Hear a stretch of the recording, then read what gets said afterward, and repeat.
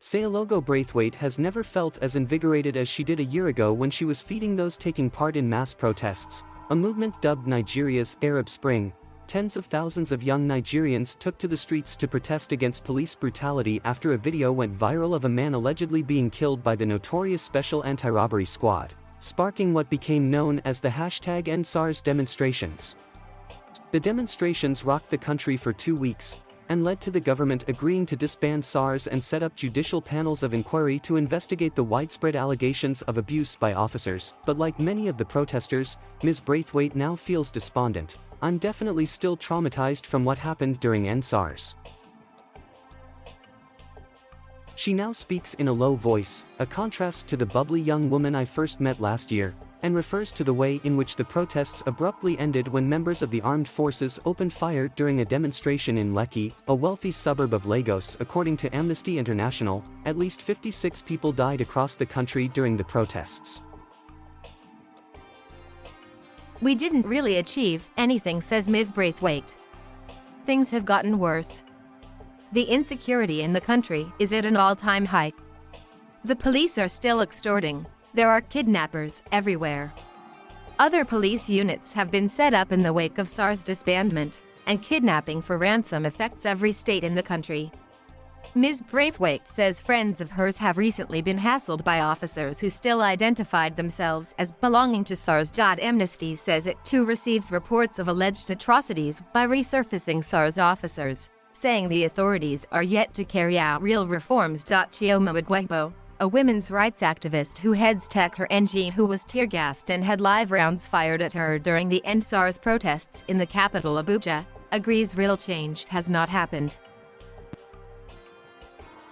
Right after the protests, security forces were a little careful, but everybody has since returned to their bad behavior.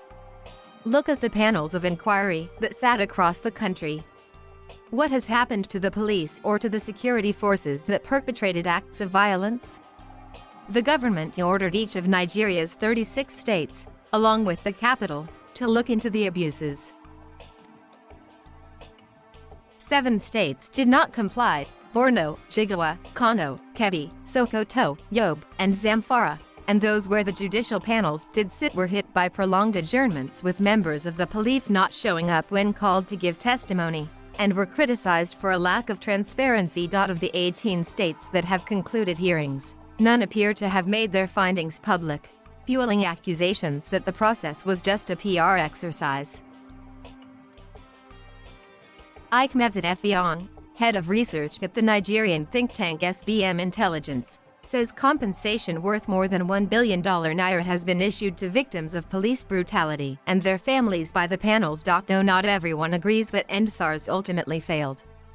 "We might not have completely ended police brutality, but we brought it down by 70%, says comedian Kato Baba Jornson, one of the organizers of the protests in the southern city of Port Harcourt. "We've moved from the point where we'd wake up every day on social media and see police trying to march people in the gutter, flogging them with machetes, to now we only see these kinds of videos once or twice in a month." EndSARS has shown young people in Nigeria's oil hub the importance of speaking up, he says. Earlier this year, they used social media to highlight the abuses of another infamous police unit in the city, known as Eagle Crack. "We were protesting online, we were talking, the governor heard it, and has now disbanded E-Crack. I don't think anyone can successfully stop the average Nigerian who's dissatisfied, who's oppressed, from speaking up. But since EndSARS, the government has targeted the platforms and mechanisms used by activists to plan the protests." Twitter, whose founder Jack Dorsey vocally supported the EndSARS movement, was banned in June. Many Nigerian users have turned to virtual private networks to circumvent the ban. The government has also banned the trading of cryptocurrencies. Activist groups like the Feminist Coalition had used cryptocurrency donations to raise money for the protests after their accounts were blocked by the central bank. There are freedoms that Nigerians have taken for granted, both economic and from a more fundamental rights perspective, that have been hampered. And there is still a lot of room for the government to continue to shrink that space, says Mr. Effiong. The latest curbs on basic freedoms have led many young Nigerians to think that perhaps their future lies outside the country.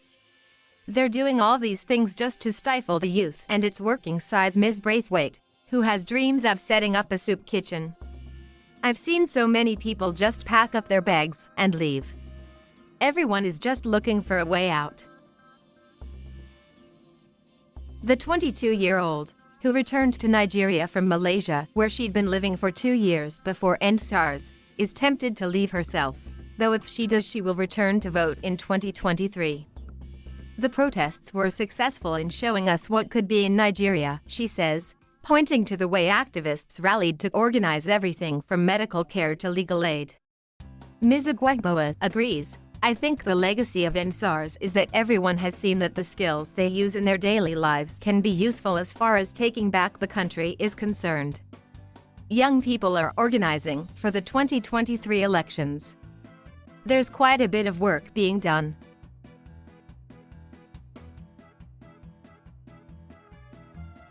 Thank you for watching. Please subscribe.